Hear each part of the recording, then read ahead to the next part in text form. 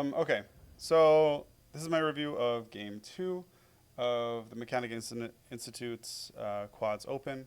Game one, we won. I was feeling pretty good going into it, but it was back to back. The guy made me mate him, which literally ran the game all the way down to like 3 minutes before I had to start the next game, which was really frustrating because it was just D30 G5 or G30 D5, so I like needed to pee in like 1 second and run and come back. Um, Instead of just giving up when I had like three extra pawns, a queen and a king and bishop, but it is what it is. Um, in game two, I had the black pieces.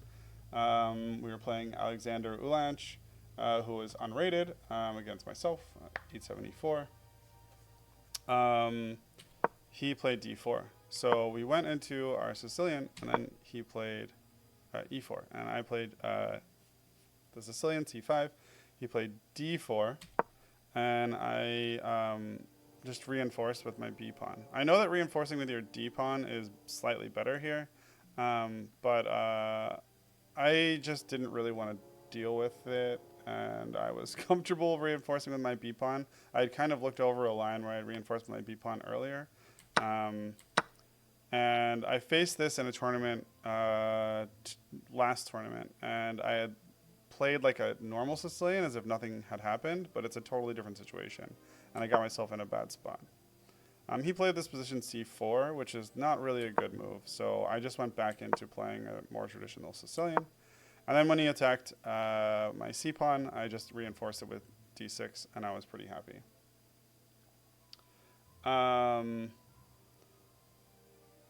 Yeah, exactly. I traded a side pawn for a center pawn, which I was pretty chill with. Yeah, c4 was a pretty bad move, and at that point I was like, okay, I'm pretty comfortable. Like, I feel like I'm in a good position here. Then he played a6 or a3, which I don't really know why or what he was doing. I don't think that he knew what he was doing in terms of openings. He wasn't a bad player. He's like a 1600 rated. He's a 1600 rated blitz player on chess.com. He wants b4. Yeah, I mean, you'd think he wants b4. That's what I thought. He's like a 1600 rated blitz player, but he's never played an over-the-board tournament before. So, I don't know. For him, this was a really slow game. For me, this is a pretty fast game. I just kind of let him do what he wanted to do. I could have played like a5 here. It's not really a good move, but it was something that crossed my mind. Also, it wants me to play b8, which makes sense because, you know, you can win that pawn back. But I just kept it standard. When he went d2, I was, keeping an eye on these outcomes. It discouraged me from wanting to move my knight out, right? Because I kind of get stuck. And it was kind of like a weird situation. I wasn't like super uncomfortable or anything, so I just kind of chilled out because I had time. Like, there was nothing happening that was bad. In fact, like, I think most of everything I had was good. He brings out c3, and I'm just thinking, like, his king side is completely underdeveloped. His queen side, the pawns are all over the place, and he doesn't have any sustained action over here. So I bring my bishop here, which is probably the wrong place to bring it, but my thought process at the time was I can bring my knight here. If I go knight e5, right, I'm attacking both this with attacks on this. Kind of attacking, right, because he defends, but also I'm attacking this, kind of, again, because of this. But it puts a lot of pressure on the position. And I'm also thinking, like, I can always jump in here and have this opened up. This is kind of just, like, what I'm thinking about, right? This is just, like, thoughts in my head. They weren't like, hey, I'm going to do this, but this is what I'm thinking. You're 1350 on Chess Common Blitz and 1780 over the board. The complete opposite of your opponent. Yeah, right? Exactly. He's, okay, so he pushes his f-pawn, and in a lot of Sicilian positions, this is really dangerous, but, like, he's just not developed. And I just kept thinking, like, he's just not developed. I don't know what he's supposed to do. This also blocked this line, so it gives me an opportunity to play knight f6. And I thought about playing knight f6, and my thought was just, you know what, I'm going to strike in the center, because he's just not developed, and I don't think he can do anything about it, right? If he takes, then, like, we have, like, the opportunity to take back here, and, like, he's just missing his f-pawn. This is just what I was thinking. He pushes, which is really bad. I had no idea what he was doing at this point. Like, everything just felt weird. It didn't make any sense. I was just like, okay, whatever. It wants me to take G takes F, and I understand why. I get it, right? Like, we get like a pretty strong pressure in the center. He's missing a bunch of pawns. He's going to open up his whole thing and be kind of fucked. We didn't do that. We just developed our bishop, our knight here. Because my thought was, at this point, if he comes here, I can just castle. He's so underdeveloped that I'll just let him take. Like, I don't even care, honestly. I just didn't even care. I was just too strong at this point. Nothing is going to remove my knight from d4. Exactly. That's the other thing, right? I'm eyeing d4, and I'm like, what are you going to do? Like, I have this perfect fucking outpost here. Like, you didn't even take here. I don't know. So he goes here, and, you know, like, obviously, this is the perfect time to play d4, right? Dun da da. I'm like, okay, cool. Like, what are you going to do? And he takes with his bishop, which was just like a terrible idea. Like, just really not, really not good. And I just felt super comfortable now, right? Like, he takes D. He brings his knight in. I wasn't like super happy about that, but I wasn't super uncomfortable at it either. I thought about it for a minute. My options were, okay, I can take this way, and then he kind of has like an interlocking pawn structure. Didn't really want to do that. I could take this way. He interlocks, but I still have my knight. And then I just thought, you know what? I think we just take this. And my thought here was, you know, I'm applying pressure here. Even if he pins, I take back here. And then what does he do? Like, now his king is just fucking stuck.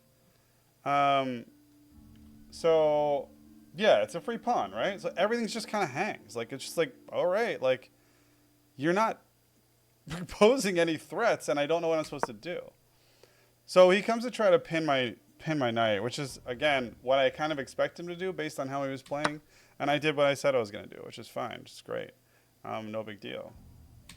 And he pushes this pawn, and I guess my thought was he's pushing this pawn because he sees this check, right? Because that's immediately going through my head. Like, I have this check, right? It's pretty nasty. He's got to push the pawn, whatever. Still, even with pushing the pawn, it's not that, all right? Even with the check, it's not that nasty because he can push the pawn and push me back a little bit. But I have like ideas of, you know, down this file and getting my bishop out and all of this stuff. I can just castle here, but I don't. At this point, I go bishop b8 because my thought was, at this point, I'm going to take this knight. I'm going to eliminate this knight. This is going to come out, and then I'm going to start applying pressure over here. Because if I can get up here, like, where's he go? Like, he's going to have a really hard time, right? I can come up here, and he's got to just move his queen. And if he has to move his queen, he's in a lot of trouble, right? So my thinking process was just take. I go here, and what's he going to do? You know what I'm saying? Like, if he has to block with his rook, like, he's in trouble. That's a really bad position. He's got to take back like this. And if he lets me get here, he'll obviously lose the queen, and the game's over. Octopus knight level outpost. It really was. It was pretty crazy. But then he just does this. And I'm like, wait. Wait, didn't you just throw the game? And I see what he's trying to do. His idea is to get rid of this so he can pin the knight and win the piece, but we just check. And, yeah, I mean, there's nothing you could do. At this point, he just resigns the game. For obvious reasons, right? Like, this is just mate in one. He can't move his king.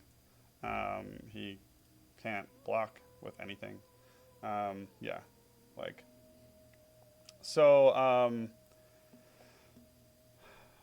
so yeah, that was game 2. We just played a pretty strong Sicilian against somebody who didn't really understand their opening theory, and this is kind of why I study opening theory, because when I do get a position against somebody who doesn't know opening theory, you just kind of crush them. It's super easy. He just didn't make good moves in the beginning, and I just went from like a winning position to a better winning position to a better winning position. So yeah, that's game 2. You didn't realize people can be 1600 in Blitz while not being that good in Classical? I was always angry because I'm so bad at Blitz. Maybe I'm just more of a Classic. 100%. So like, now playing Classical tournaments, like I play a lot of people who are my rating or lower, who are like 1800 rating on chess.com. Like Rapid or Blitz or, Bullet, right? And I'm just like, bruh, like you have so much more time. I think a lot of it comes down to like they're just not used to they're used to playing gut instinct maneuvers, and they just don't know. You want to look at the game review? Is that what you're saying, Yoshi? Yeah, he played 54.8%. I played 81%. The thing is, if he had good chess understanding overall, he can make good moves without knowing theory. He failed to do that. No, that's correct. That's correct. He did. But a lot of people, again, just play gut instinct because in faster time controls, a lot of people don't find a lot of tactics. Even at like the 1600 level, you'd be surprised at how many people miss it. You just like make a bunch of solid moves, and if you find 1 or 2 tactics, you just win the game. People just aren't used to it. Yeah, 81 is okay. Like, I'm happy with it. It's not the best that I've done. It's not the worst that I've done. But yeah. All right, let me set up the third game. It's my final game, and then we'll play some chess.